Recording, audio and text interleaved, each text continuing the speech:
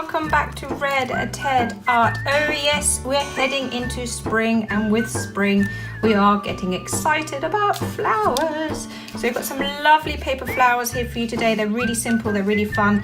They're a great spring decoration all for Mother's Day. And yeah, make one, make lots and decorate. Anyway, let's take a look and see how they're made.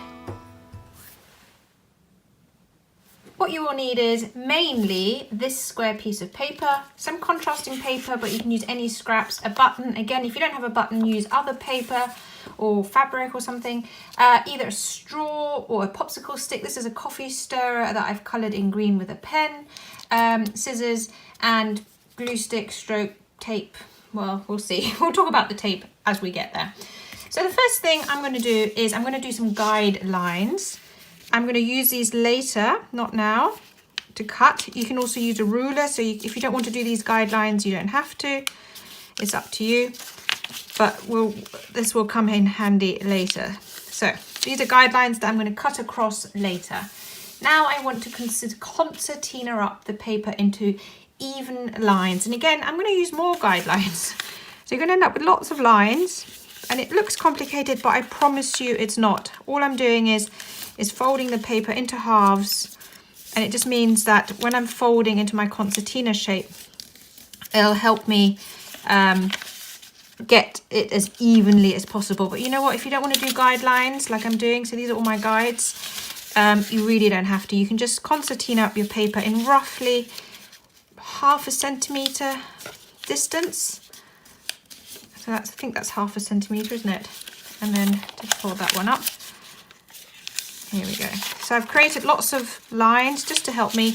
And now, like I say, you need to create a whole set of accordion folded lines all the way along.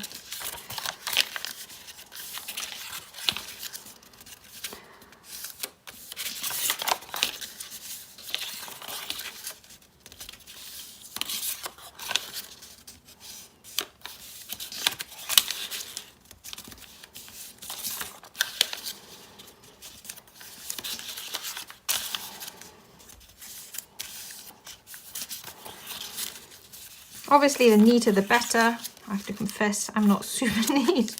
I try and do neatly, but hey, it doesn't always work out that way, does it? But that's why my guidelines really help me, because it just means I get that into order towards the end. Okay.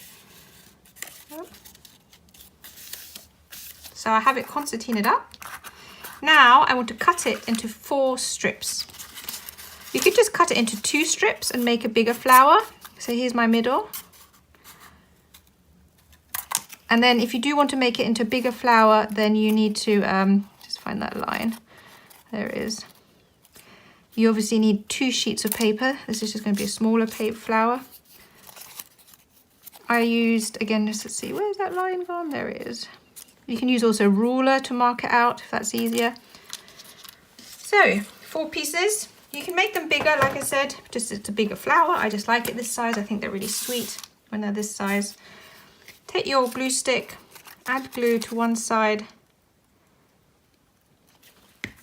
and glue the next one along.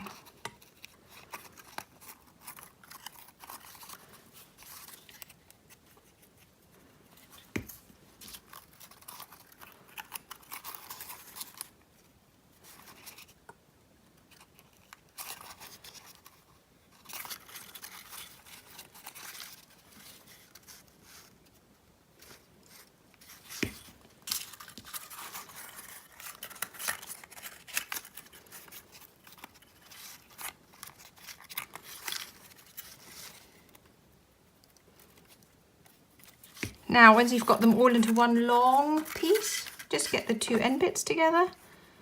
So you have kind of like a tube. And you're like, that's going to be a flower? How so? I'll show you. So make sure they're all crinkled up. Now you bring the top together, not the bottom, just the top.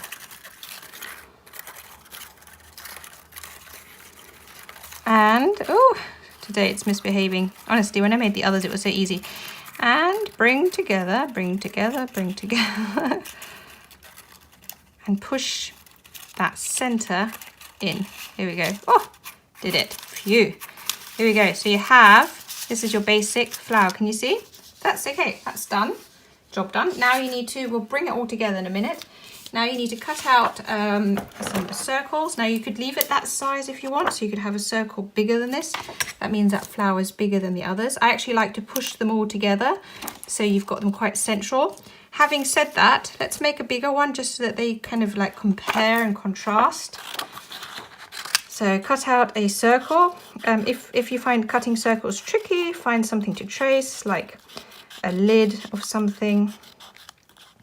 It's a bit wonky, it's a bit more of an egg, isn't it? I think that will do. Let's have a look. There we go. And then just see. Oh, that's so cute. I will actually push it together, I think I've decided, but let's see. Here we go.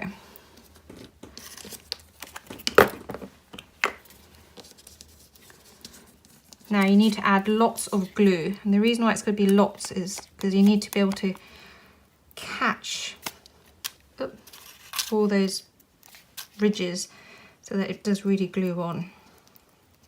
Some people find it easier to push it together and put a little bit of tape there first. It's up to you. I'm just going to hold it in place. Maybe pull it out a little bit because mine's quite big. There we go. Hold it in place. Give it a minute because it will jump apart otherwise. There we go. Add again lots of glue to the back of your button. And that's your basic flower shape done. Isn't that cute? Here we go.